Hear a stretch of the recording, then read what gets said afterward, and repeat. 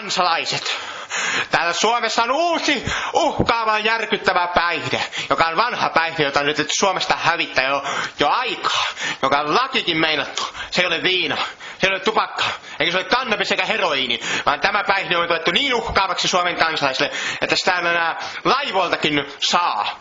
Tämä on hirvittävä myrkky. Katsokaa tätä, katsokaa tätä. Lakupiippu, kielletty hedelmä. Katsokaa, kielletty hedelmä. Oi mikä aine. Lakupiippu, lakupiippu, kattokaa mikä myrkyllinen. Oho, tämmöinen kielletty hedelmä, huhhuh.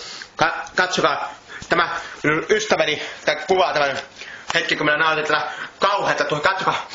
Nämä aromit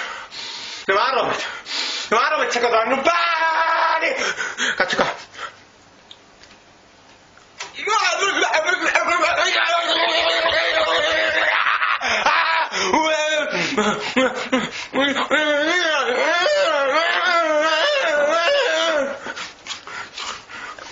Ei oo kauhea.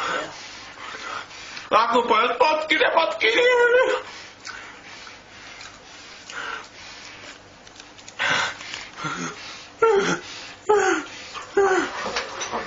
Nyt ymmärrät, miksi lakupiippu pitää olla kielletty.